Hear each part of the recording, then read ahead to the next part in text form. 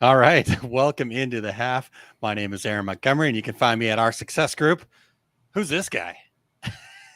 Heck if I know most days.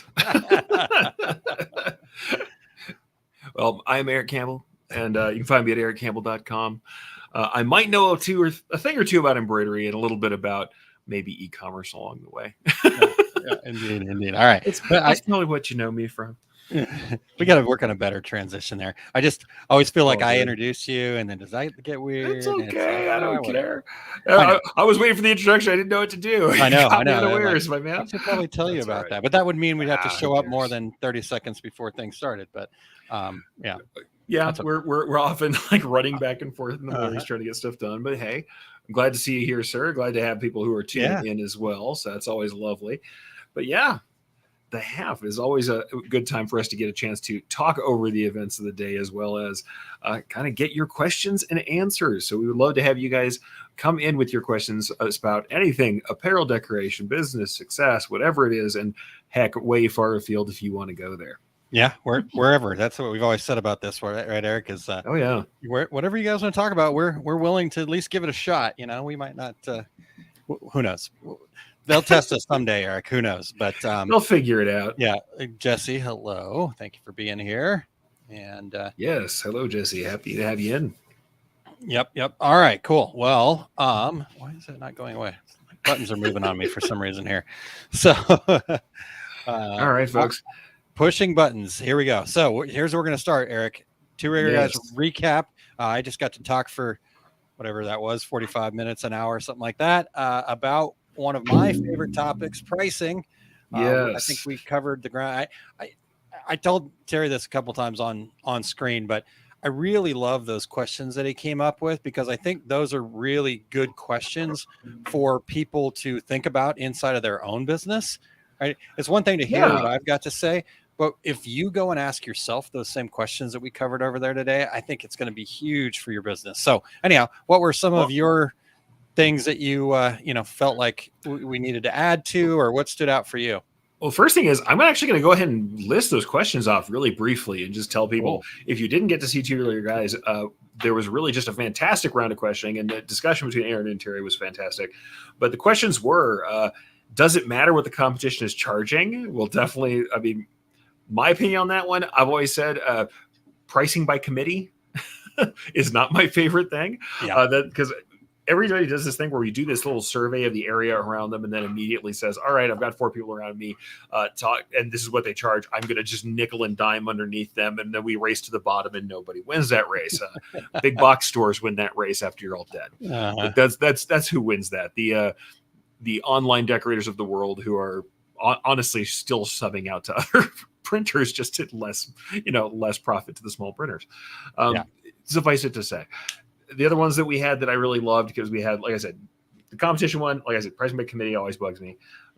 Where do I start if I'm a new business, which is fantastic. Aaron really hit overhead well. And what I love is you defined it with the inclusion of people's wages, which for me, I always call it the minimum to maintain, because everybody says, oh yeah, I want to cover my minimums. I'm covering costs. I'm breaking even. I'm like, you're not breaking even unless you have enough money coming in to pay the people it takes to run the business. Yeah. And that includes you if you're a solopreneur. And I think a lot of people don't think about that. So I really love the idea that you brought that in, that's part of the overhead. Yeah. Can I expand on that real quick too, Terry? Eric, because my brain is all over the place today. Good, again, this is a topic that I so love and is near and dear to my heart, because I know if people can get pricing right, they can have a successful business, right? They can build that business they love. And I love that you said the minimum to maintain. That's such a good point. I'm so glad that you hit that, because when I talk about paying yourself, I think some people also then go from one extreme to the other, where I'm not going to pay myself at all. I'm not ready for that. I can't afford it yet. Now I'm going to pay my, then I'm going to put, you told me I can put money to pay myself in this number. Well, now I'm going to, get that yacht, the fancy house. This is what I always tell people is, how much will it cost you, whether this is a side hustle or not, right? How much will it cost you to pay your personal bills, right? The things that is not being covered by your business. How much does that cost you, right? So if that's, rent, mortgage or whatever, car, blah, blah, blah, how much does that cost you? And then take use that to pay yourself, quote unquote, pay yourself. Yeah. And then that's a good starting point, right? And then how you're going to buy that mansion or save the world or whatever your aspirations are is through the profit that your company makes, right? So anyhow, sorry. Well, and here's the other way that I put that, by the way. I actually have my own method on that too. When I talk about how you're going to pay yourself, invariably I say, how much will it cost to replace you? Let's say you want to step out of the business. Instead of being unreasonable about the amount of money you want to give yourself because you feel like it. Yeah. What, at the very least, you have to be setting aside enough money to put someone in your chair. Whatever that means. If it's the sales that you do primarily, okay, what do I need to have a new salesperson or what commissioned person, whatever it is to do that, whatever method you decide to use, how am I going to get that person in the chair? If you are doing production, how do I get an operator in the chair? How do I, where am I putting, wherever I'm putting my efforts, if I can't replace myself when I need to, that's a problem. And that's the thing. Your wages should at least be that. Because let's imagine that you're just going to say, well, I'm paying myself out of the profit. Cool. But let's say you're still paying yourself or getting them, you're taking your value out of the profit. That's fantastic, whatever. You still have to make room for the fact that as you grow, you may have to change roles and move out of that role. And a great way to do that is to, like I said, pay yourself minimum to maintain. It's also just so if I've stepped out of that business, could I literally have the man hours, the work hours, human labor hours to keep that thing running? So yeah, it's like I said, I think people don't think about it that way. Whenever they talk about break-even costs, it's literally like money directly out of pocket, money directly into pocket, and trying to make that even up. And that's just not quite enough for me. Yeah. So, okay. So what's next? Where do we go next? You guys went to factors that were overlooked when you're calculating costs. And I would say the thing that I loved the most about that one is you said costs that aren't on the website. And that's the thing they always say. It's like the off brochure costs, the ones that you don't get when people. And here's the one that I always talk about. When people talk about getting machinery back in the day, and the ads aren't quite this bad as they used to be. Back in the day, the machine companies, I won't name names on the companies. I don't even think I remember where this ad was from. They were like, oh, hey, if you sell just 25 hats at this cost, you can make your monthly payment for the machine. And I was like, okay, they gave you the full gross cost of what you're bringing in and said you're covering your payment. They didn't even talk about heck, that didn't even take into account the real costs all the time. And even if it did, let's say it's just the profit level on something.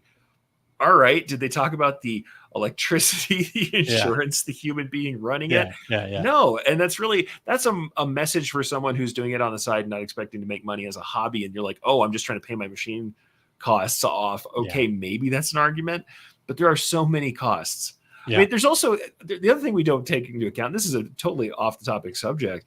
But it's like when we're hiring people, I always talk about intangibles.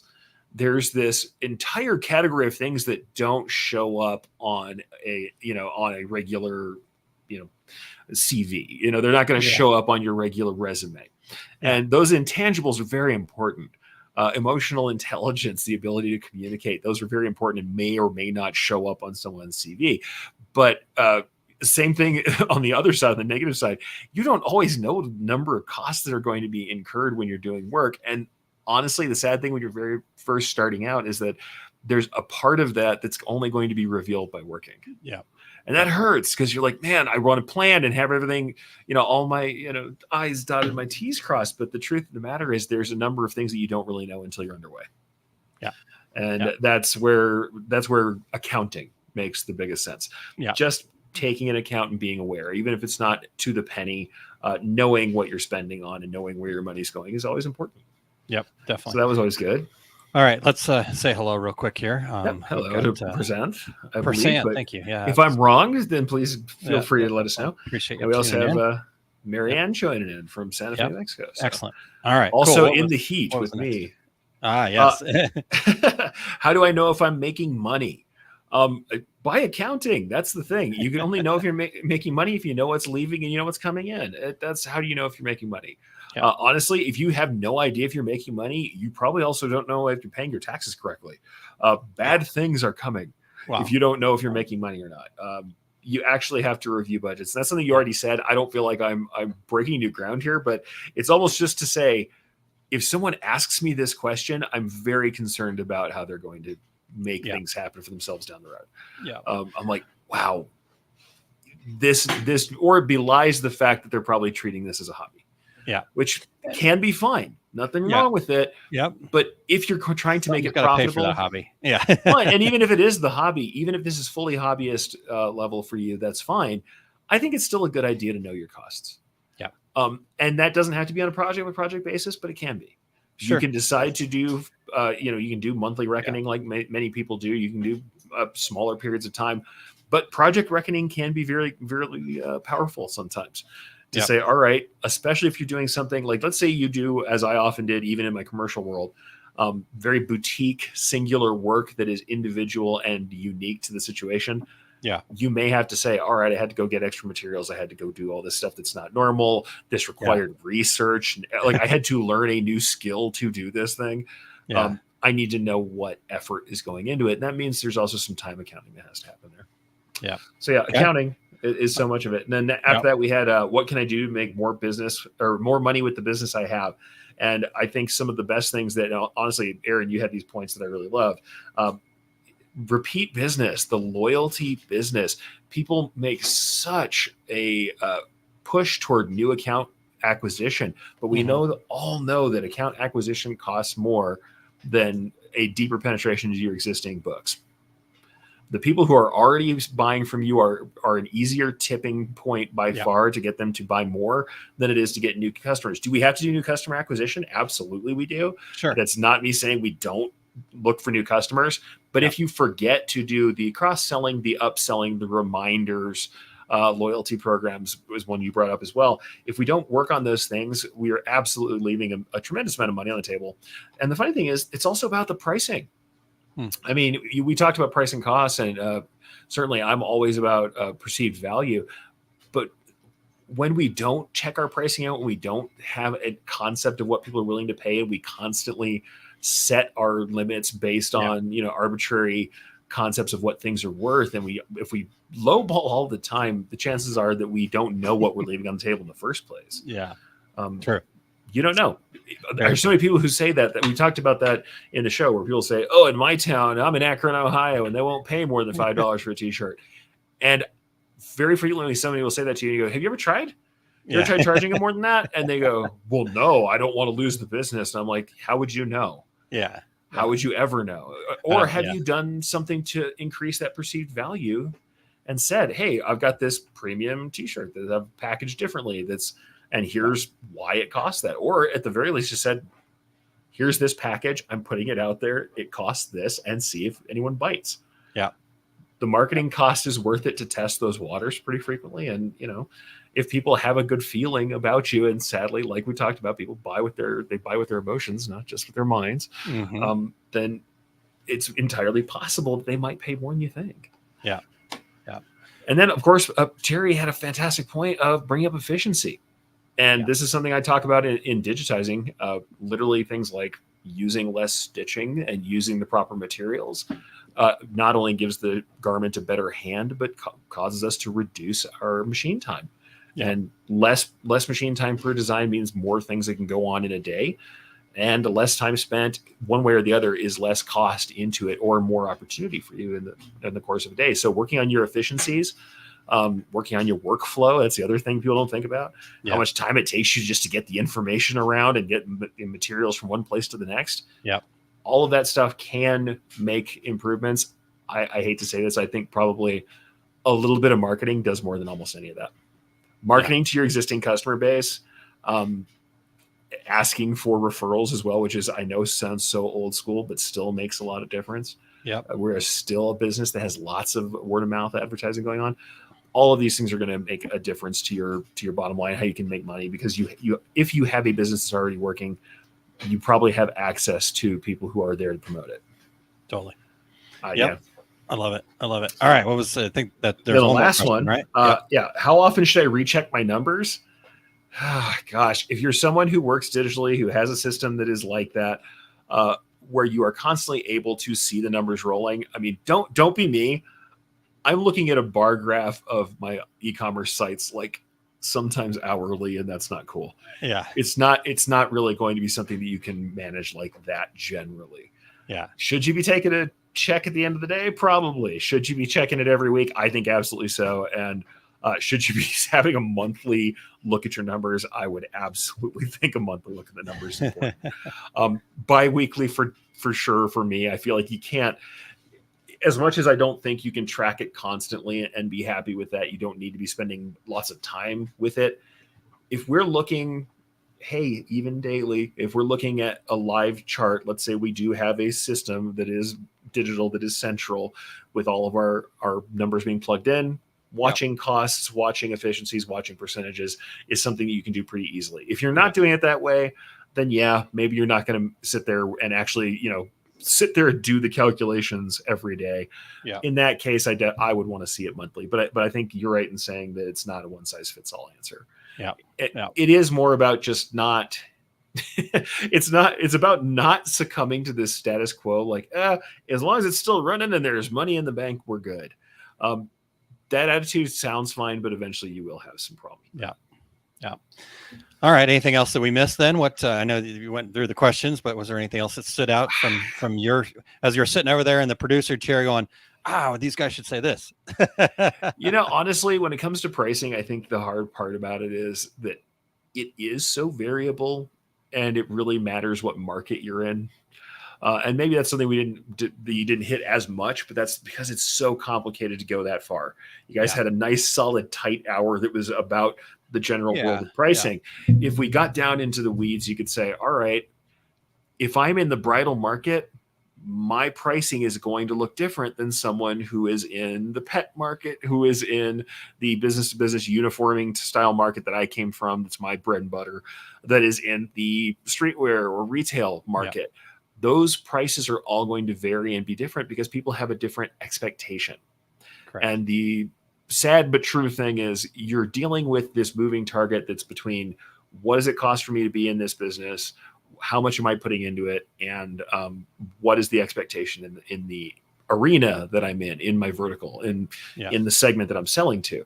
Yeah. And that discussion is something that's not simple. It's not necessarily simple. And also, just because you are creating that value for a particular market doesn't mean that same thing that you're doing, whatever process it is you're putting together, whether that's a literal decoration process or how you're getting your value out there or marketing, isn't going to work in every market. Yeah. That's just the absolute truth. Some things are worth more to some people. We all know that products honestly, trends come and go across the board. And that can also be trends like maybe we're offering package deals. There was a period of time where people were offering these massive blast package deals, and I don't see it as much. Where it's just like, all right, 100 shirts, they're all black, one color print, and they cost this, and it's a flat rate. I saw that happening a lot, and then I saw it kind of decline for a little bit. And even people are going out of business. Yeah, people are going out of business. Well, true, that too. But like people are doing these different methods of selling in different segments all the time. They're poking the box. The thing is, you're not coming to the same people at the same time in their process of buying every time you're out there marketing either. Yeah. I think that, interesting enough, because today's discussion was an extension of the discussion we had back in January, which was called the art of pricing, right? And because pricing is definitely an art, like the things that you're talking about. We have to understand that a little bit. Now, we want to back that up with some hard numbers, the spreadsheets, the data, the science. Yeah. But ultimately, it's still, we can all plug numbers into a spreadsheet and spit something out the other end. That's not how you should price your products, right? No. I plug stuff into a spreadsheet, I look at it, and then I go, okay, what does my knowledge of the market tell me that where I need to be, though, right? Okay, I know where I can't go below, but Terry said don't leave money on the table, right? No. Well, and that's the thing is we tell people to do the charting and the checking and the spreadsheet stuff, but that's about knowing. And I'm going to say this in a crass manner. This isn't about not losing your butt.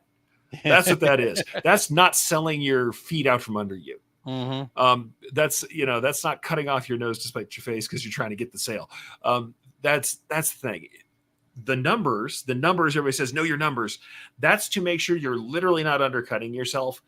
That is the base foundation upon which you then build real pricing, which is based on value. Yep. And the one thing I always say about value building, and this is something I think we probably said in the earlier episode where you and I went on for an hour and a half on this subject, is that putting in more effort, more cost, more materials, higher value garment isn't always what's necessary to get more value out. Perceived value is literally what you say it is. Yeah. It's the perception of the people who are trying to buy this product. If they perceive that working with you, so the experience of working with you and the product that you provide is worth it, that's the value it has. The value is defined by what somebody's going to pay for it. Yeah. I mean, that's the truth. And you have to sometimes reach for that.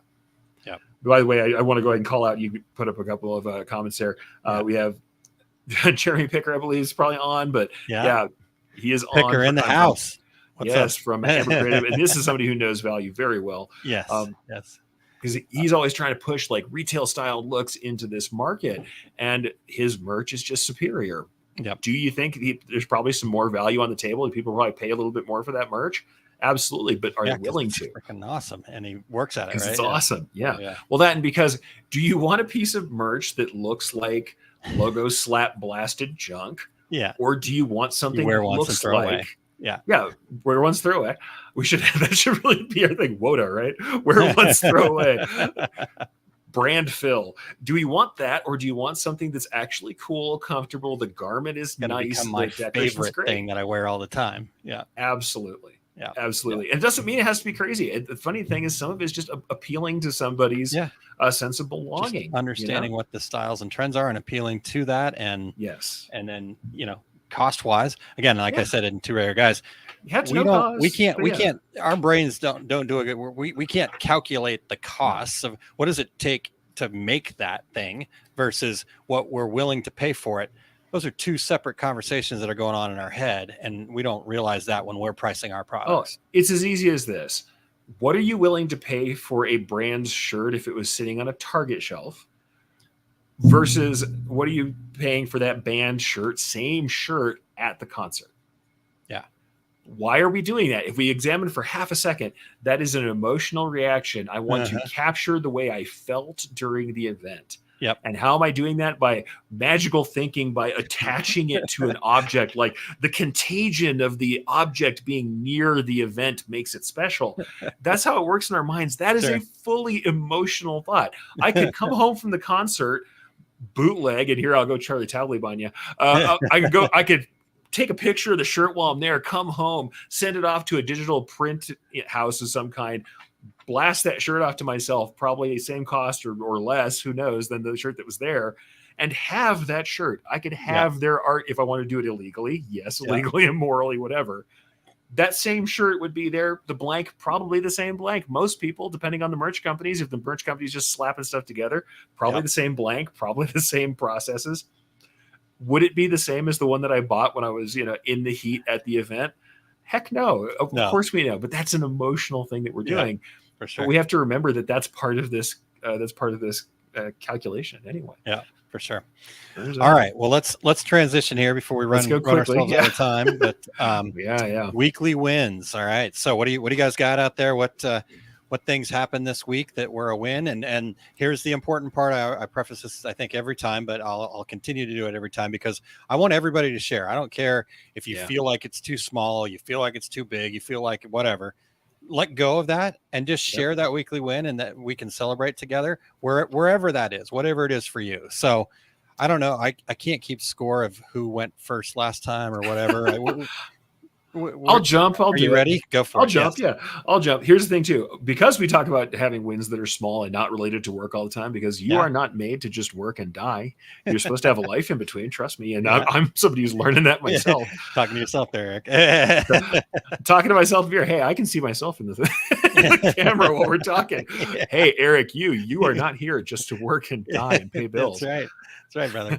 All right. So what's your weekly win, my friend? So I talk about things that are work-based and things that are not. One of my big weekly wins was cranking out a full newsletter experience very quickly when I had to. And that was cool, getting a bunch of marketing done. And also that I'm up ahead and ready with a new project that I got set up for a new newsletter coming out. So, hey, that was cool.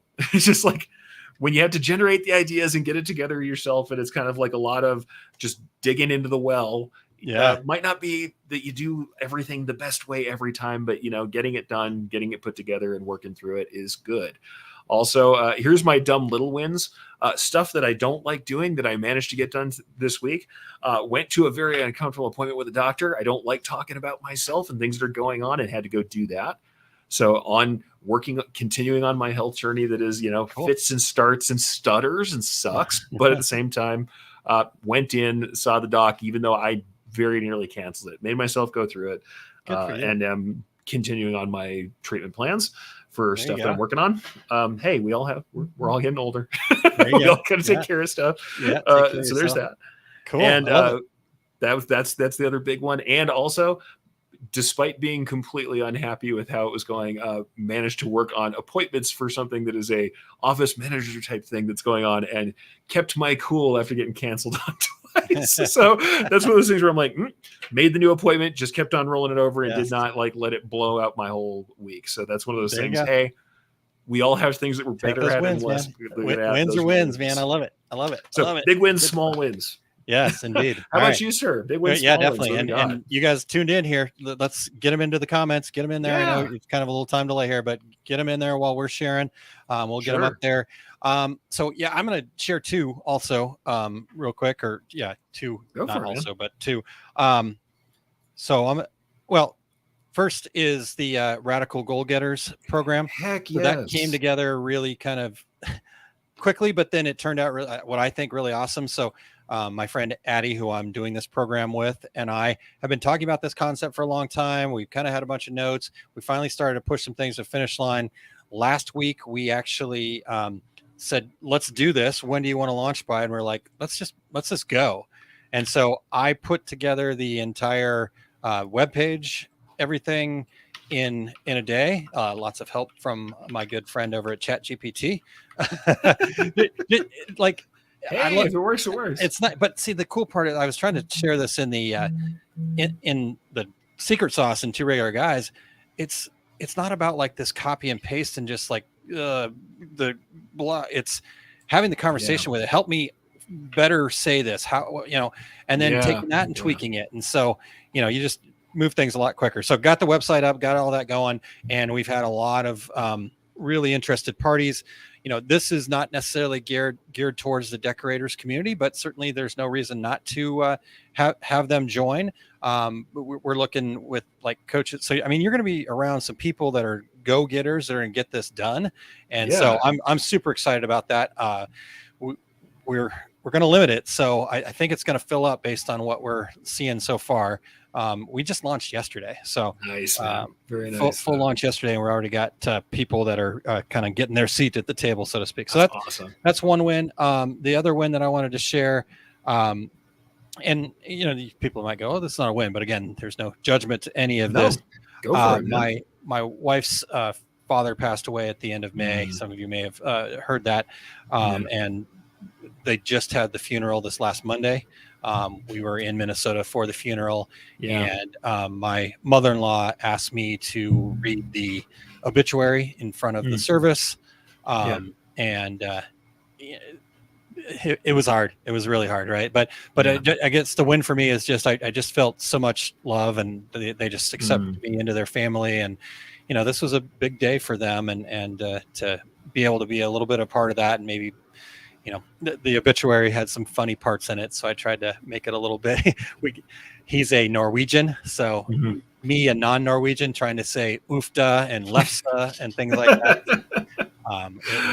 It was cool to be a part of that, and I'm very blessed to have a, not blood family, but family that accepts me. Thank you. That is a win, because that's a hard time, and being there when people need you, that's a win. Yep. And love this from Jeremy, man. Yep. Got a merch collection pitch accepted by NASA Retail. Oh man, awesome. Yes. That is so huge. Yes. 6 months in the making. Woo-hoo. Dude, I cannot wait to see that. That is like some of my favorite people in decorating, and one of my favorite brand and honestly branding kind of efforts ever in NASA. Cool. Oh, Man, I can't wait to see that. I'm gonna go. Super jealous. Yeah, love it. I've not been great on social media lately with everything going on, so I'll have to go dig and look. So if that stuff's out there, Jeremy, tag me on something, would you? That'd be awesome. If nothing else, we would love to have you talk about that. Maybe check us out for 2RG if you want to talk about that process down the road when you can. Love to hear more about that. That's awesome. Yeah. All right. Okay. Well, we didn't get to questions, so if you have questions, put them in the comments. We'll come back and answer them afterwards. Yeah.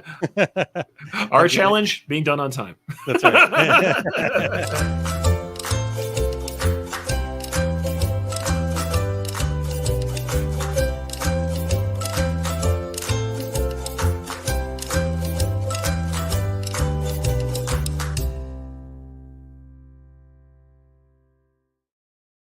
Take care of yourselves, everybody. Yep. Have a great weekend. We'll talk to you next week. See ya.